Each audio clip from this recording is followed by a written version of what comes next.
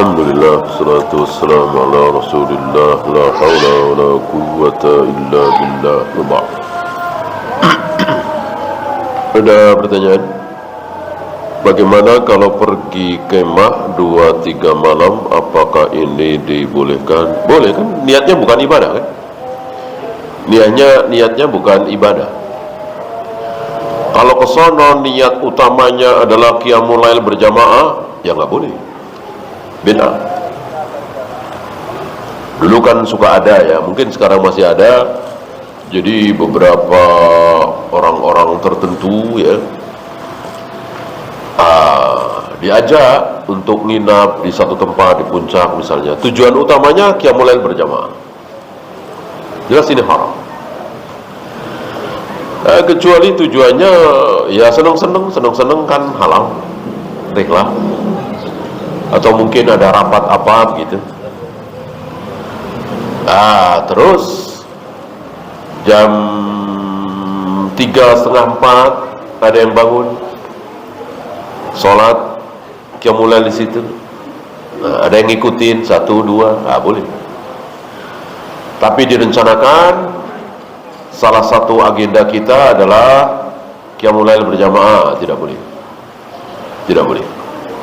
Qiyamul lail berjamaah di luar Ramadan hanya boleh secara spontan.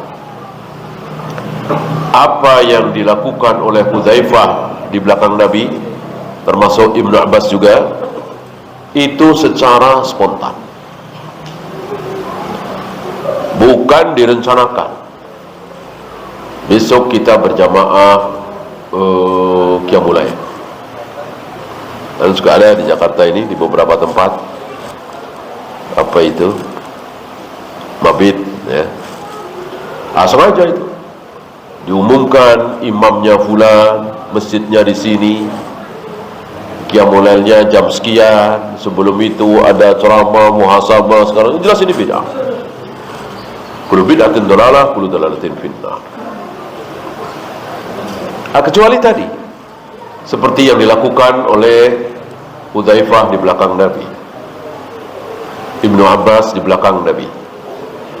Ketika Nabi qiyamul lail, ikut di belakangnya.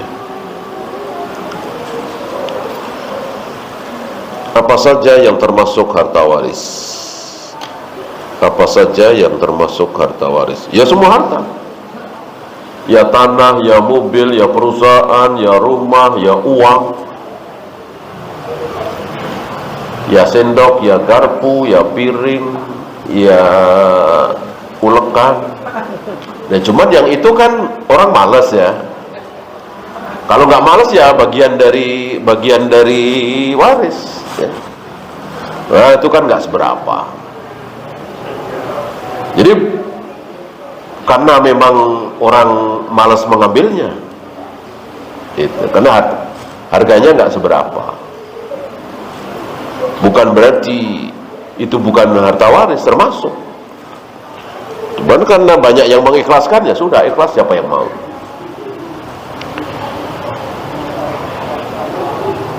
Salat gerhana apakah wajib? Tidak wajib.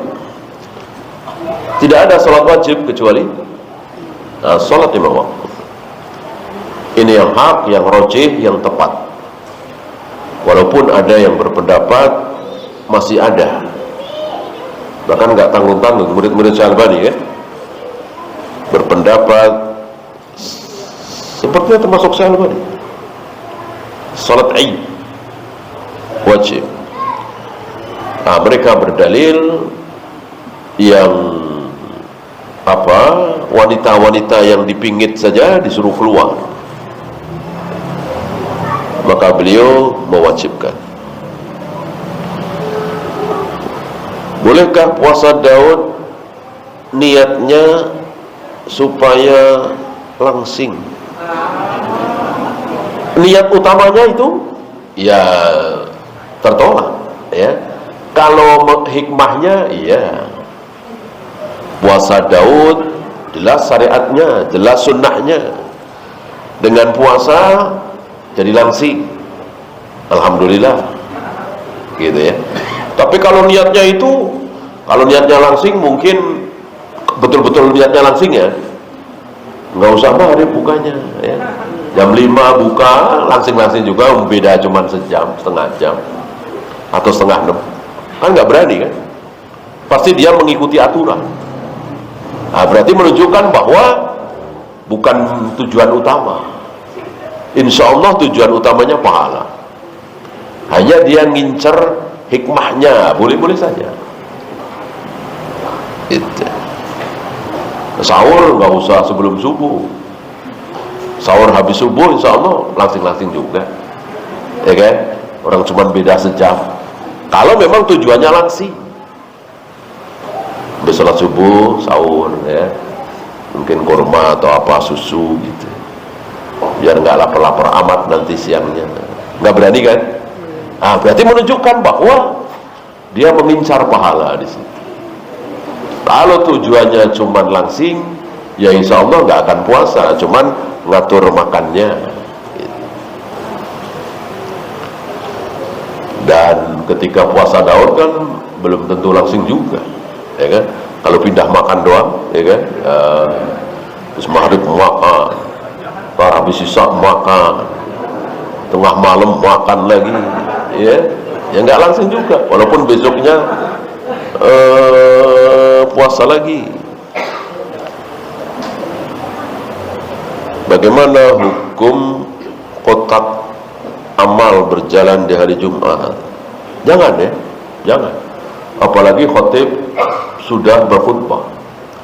Kan para sahabat tidak ada yang diperhatikan, tidak ada yang dilihat ketika khutbah sedang berlangsung, kecuali khatib, kecuali Nabi SAW. Para sahabat menghadapkan wajahnya, badannya ke arah Nabi SAW, dan itu sunnah. Jangan terganggu dengan kotak amal itu.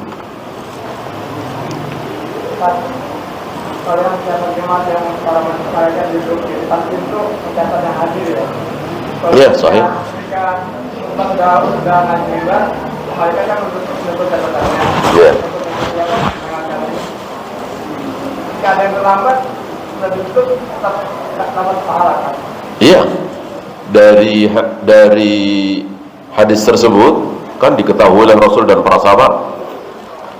Yang paling faham terhadap hadis tersebut tentu para sahabat setelah Nabi SAW. Adakah para sahabat yang pulang nggak sholat Jumat karena khatib sudah berkhutbah dengan anggapan bahwa percuma karena nggak dicatat? Nggak ada. Ada dari riwayat beberapa, ya pastilah ya, namanya orang ya, kita juga pernah barangkali ya datang salat Jumat karena satu dan lain hal, sampai ke masjid sudah khutbah ya, teruskan apa pulang karena nggak dicatat? Teruskan ya, itu urusan Allah ya. Jangan memahami hadis dengan pemahaman yang bukan para sahabat. Nah, dengan hadis itu tentu kita berharap jangan sampai nama kita tidak tercatat. Bolehkah menerima dan memakan kue ulang tahun? Kalau dikasih, ya nggak masalah. Asal jangan datang ke tempat ulang tahun. Diundang, jangan datang, nggak boleh. Tapi kalau kue itu datang ke rumah kita, diantar, atau ke meja kita, di kantor, yang haram bukan kuenya, tapi acara ulang tahunnya, ngasih selamatnya, dan seterusnya. Allahu Akbar. Ya, itu saja. Subhanakallahumma bihamdika, asyhadu an la ilaha illa anta, astaghfiruka wa atubu ilaik. Assalamualaikum warahmatullahi wabarakatuh.